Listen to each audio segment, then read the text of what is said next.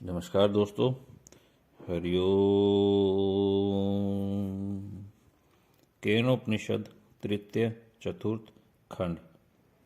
दोस्तों ये पूरी वीडियो बहुत ही इंटरेस्टिंग होने वाली है और जैसे जैसे अंतिम पहुंचेगी यह वीडियो तो बहुत कुछ समझने लायक आएगा। जिन्होंने ईश्वर को जाना है, जिन्होंने अपनी बुद्धि के अंदर उनका साक्षात्कार किया है, उनके लिए भी, और जो जानने की कोशिश कर रहे हैं उनके लिए भी बहुत ही उपयोगी होने वाली है ये वीडियो। तो चलिए सुनते हैं केनोपनिषद तृतीय चतुर्थ खंड। अग्नि, वायु, इंद्रादि देवताओं की ब्रह्म से भेंट, ईश्वर दर्शन और भक्त। तृतीय चतुर्थ खंड। पर ब्रह्म पुरुषोत्तम ने देवों पर कृपा करके उन्हें शक्ति प्रदान की, जिससे उन्होंने असुरों पर विजय प्राप्त की। यह विजय वस्तुत भगवान की ही थी। देवता तो केवल निमित्त मात्र थे, परंतु इस ओर देवताओं का ध्यान नहीं गया और वे भगवान की कृपा की ओर लक्ष्य न करके भगवान की महिमा को अपनी महिमा समझ बैठे और अभिमानवश यह मानने लगे कि हम बड़े भारी शक्तिशाली हैं एवं हमने अपने ही बल पौरुष से असुरों को पराजित किया है। देवताओं के मिथ्या अभिमान को भगवान समझ गए। भक्त कल्याणकारी भगवान ने सोचा कि यह अभिमान बना रहा तो इनका पतन हो जाएगा। भक्त सुहृद भगवान भक्तों को पतन कैसे सह सकते थे। अतः देवताओं पर कृपा करके उनका दर्प चूर्ण करने के लिए वे उनके सामने दिव्य साकार यक्ष रूप में प्रकट हो गए। देवता आश्चर्यचकित होकर उस अत्यंत अद्भुत विशाल रूप को देखने और विचार करने लगे कि यह दिव्य यक्ष कौन है, पर वे उसको पहचान नहीं सके। देवता उस अति विचित्र महाकाय दिव्य यक्ष को देखकर मन ही मन सहम से गए और उसका परिचय जानने के लिए व्यग्र हो उठे। अग्नि देवता परम तेजस्वी हैं, वेदार्थ के ज्ञाता हैं, समस्त जात पदार्थों का पता रखते हैं और सर्वज्ञ से हैं। इसी से उनका गौरवयुक्त नाम जातवेदा है। देवताओं ने इस कार्य के लिए अग्नि को ही उपयुक्त समझा और उन्होंने कहा, हे जातवेदा, आप जाकर इस यक्ष का पूरा पता लगाइए कि यह कौन है। अग्नि देवता को अपनी बुद्धि का गर्व था, अतः उन्होंने कहा, अच्छी बात है, अभी पता लगाता हूँ। अग्नि देवता ने सोचा इसमें कौन सी बड़ी बात है, इसलिए वो तुरंत यक्ष के समीप जा पहुँचे।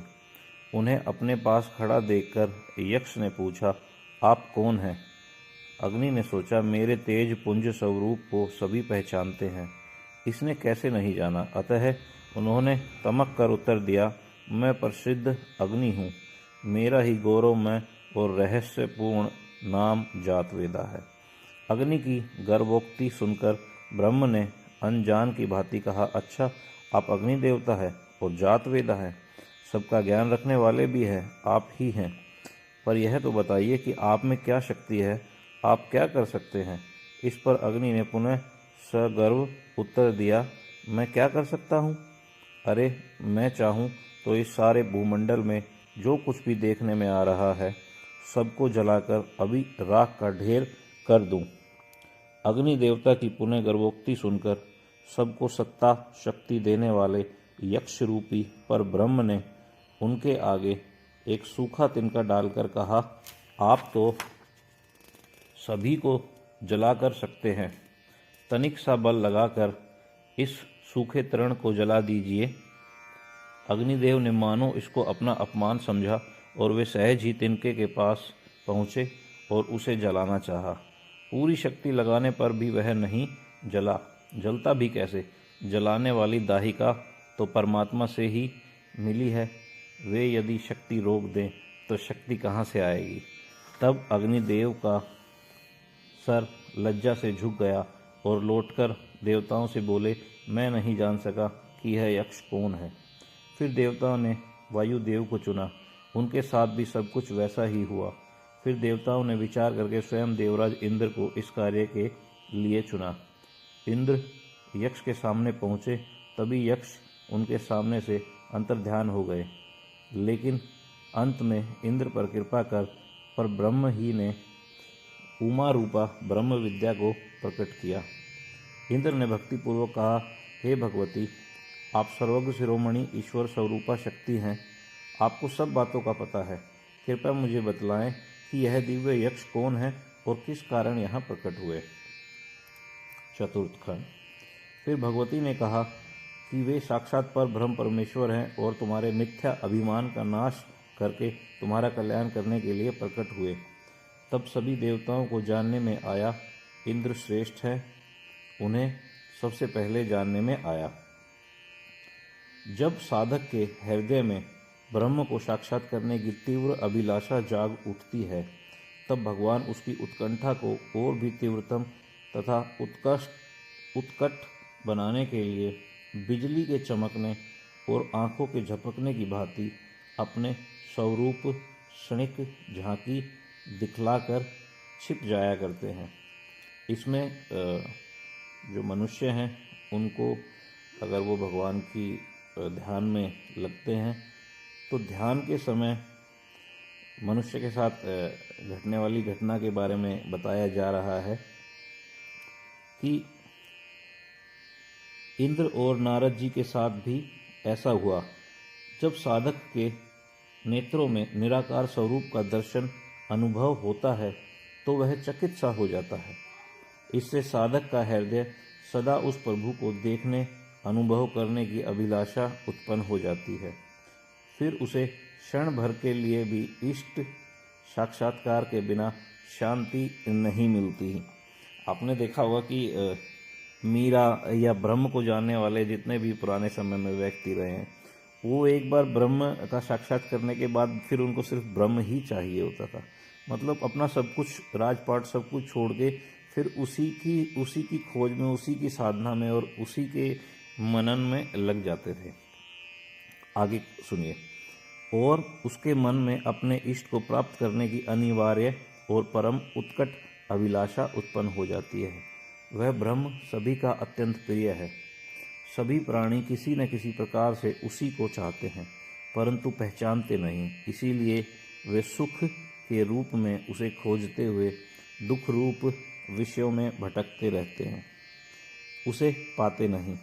इस रहस्य को समझकर साधक को चाहिए कि उस अविनाशी प्रभु का नित्य निरंतर चिंतन करता रहे। ऐसा करते करते जब वह परमात्मा का साक्षात्कार कर लेता है, तब वह स्वयं भी आनंदमय हो जाता है। अतः जगत के सभी प्राणी उसे अपना परम आत्मीय समझकर उसके साथ हृदय से प्रेम करने लगते हैं, जिस मनुष्य को परमात्मा का साक्षात्कार हो जाता है। अब ध्यान देने लायक बात है कि सुन पढ़कर रट लिया और ब्रह्मज्ञानी हो गए, यह तो ब्रह्म विद्या का उपहास है और अपने आप को धोखा देना है। ब्रह्म विद्या रूपी प्रसाद की नींव है तप, दम और कर्म साधन। इन्हीं पर वह रहस्यमयी ब्रह्म विद्या स्थिर हो सकती है। ये कार्य करने बहुत जरूरी है। जो साधक साधन